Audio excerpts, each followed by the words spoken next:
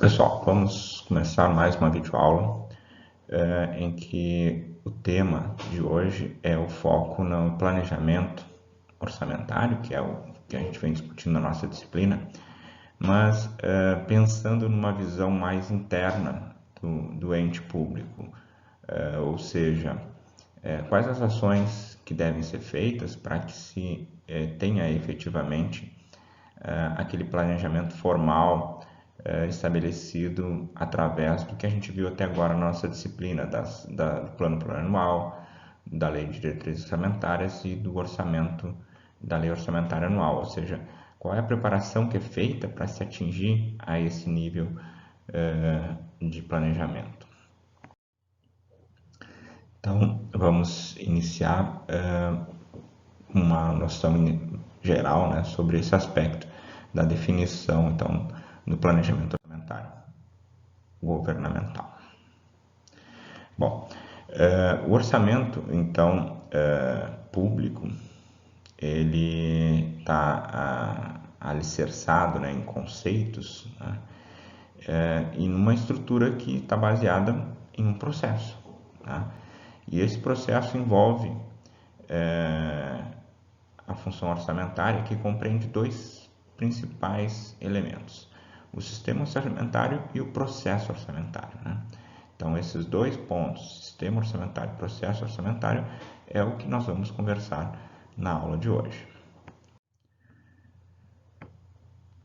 O sistema orçamentário, ele compõe, né, parte de um sistema maior, né, onde há então essa integração entre planos e programas, ou seja, para que apareça lá no PPA, na LDO, na LOA, os programas, as metas, tudo isso que a gente viu até agora de estrutura, de formato legal, né, que é estabelecido, antes disso precisa haver uma discussão, um processo, né, um sistema em que esses planos vão sendo integrados entre planos e programas. Né?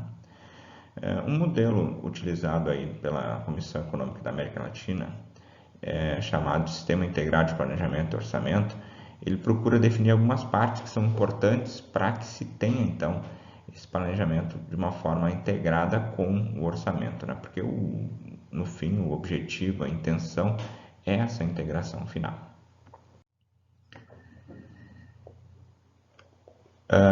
Então, esse plano, ele é baseado numa estratégia de desenvolvimento em que nós temos três elementos principais, né? Que são esses que estão descritos aqui, né? Para se alcançar, então, a melhor eficácia no desenvolvimento, né, do que se propõe, nós teríamos que ter uma formulação de uma imagem prospectiva, alguns projetos estratégicos e o enunciado de políticas básicas, né? Ou seja, isso é um parâmetro, né, para se definir o que se quer fazer quando vai se formalizar, né, um planejamento e um orçamento. Ou seja, a formulação de imagem, né, prospectiva, então o que a gente quer para o futuro como imagem do setor público, projetos que são estratégicos, que definem então as grandes diretrizes a serem seguidas, né, e as políticas básicas, né, que vão ser perseguidas durante esse período.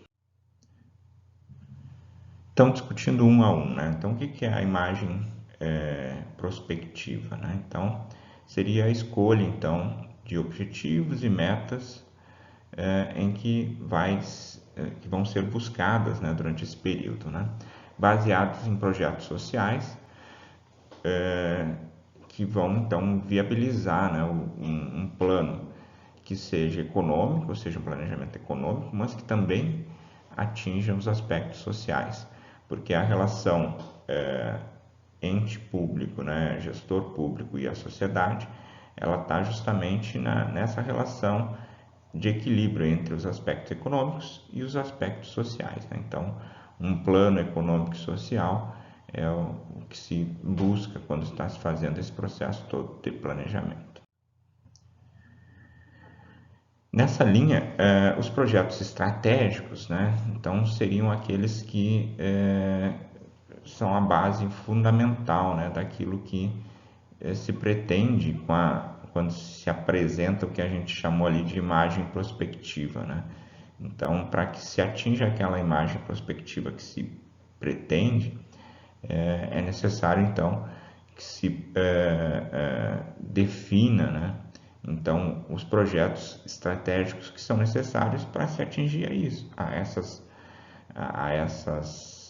essa imagem prospectiva, né? E, por consequência, né, a visibilidade desses projetos vai servir para adotar, então, as políticas básicas que o gestor pretende fazer. Então, vejam a relação entre projeto estratégico, políticas básicas e a imagem do ente público, né? Então, se o gestor tiver atenção na elaboração dos projetos estratégicos, a melhor definição para aquilo que se pretende atingir, na relação com as políticas básicas necessárias para a existência do ente público em si. Então aí vai se atingir aquilo que o que o gestor pretende, né, com aquelas ações que ele está realizando e planejando, né, quando ele estrutura e elabora o seu orçamento. Bom, o que são então as chamadas políticas básicas, né? Isso seria o que a gente chama de um Plano Nacional de Desenvolvimento, um PND.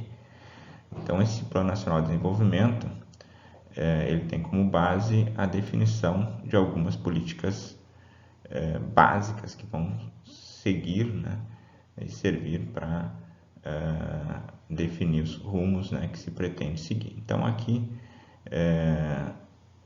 o primeiro Plano Nacional de Desenvolvimento que foi elaborado no Brasil, que serviu de base para o que hoje nós temos hoje como processo de planejamento, ele definia alguns aspectos. Então, por exemplo, modelo econômico de mercado para a descentralização de decisões econômicas, né? Focando no crescimento, né, no consumo. Aliança entre setor privado e governamental. Incentivos, né, do setor privado visando a modernização de estruturas, né, e produção e comercialização. Junto a isso, federalismo cooperativo, incentivo ao desenvolvimento agrícola moderno, né? Políticas de integração nacional direcionadas às questões de desenvolvimento regional, né? Então, definir políticas que vão afetar os aspectos regionais, né, do país como um todo. Política de integração social com vistas à melhora na distribuição de renda, né? Então, a criação de base para o mercado de massa e aumento de poupança. Então, conjugando, né, integração social com as relações de mercado para que haja uma maior abrangência das políticas básicas estabelecidas. Tá? Então, esse exemplo aqui que eu estou trazendo é para vocês terem uma ideia do que, a partir disso, vai começar a construção do processo todo orçamentário. Né? Então, aquilo tudo que a gente viu em termos formal e legislação que a gente está falando cada dia na nossa disciplina, ele tem como origem uma discussão anterior, né, que vai levar a partir dessa política nacional que o ente público estabelece para gerar então o que a gente vai tratar, né, como os planos formais orçamentários do ente público. Bom, esse planejamento geral, né, ele é base, né, para o PPA que a gente viu até agora, e na mesma linha nós temos também planos de médio prazo. Né? Esses planos de médio prazo, eles são a base para a elaboração da lei de diretriz orçamentária, ou seja, a partir daquele plano geral e a partir então do detalhamento dessas estratégias relacionadas aos planos setoriais e regionais, ou seja, objetivos e metas específicos para aquilo que a gente está focando, então, como a necessidade para atingir os objetivos propostos pelo ente público, a gente vai ter então o que a gente chama de um plano de médio prazo. Então, esse plano de médio prazo ele vai servir para subsidiar, não, então, o plano anual que se propõe realizar a cada exercício. Então, esses planos chamados planos operacionais anuais, né, eles têm como base aquele planejamento estratégico e o planejamento de médio prazo, né? Então, eles vão estabelecer as metas de curto prazo, né, que ficam a cargo, então, do setor público, né? Além de orientar, então, aspectos que vão, de alguma forma, afetar o setor privado. Então, vejam bem, a ideia é a mesma de um planejamento tradicional, né? Planejamento de longo prazo, de médio e de curto prazo. Então, tu organiza esse planejamento através das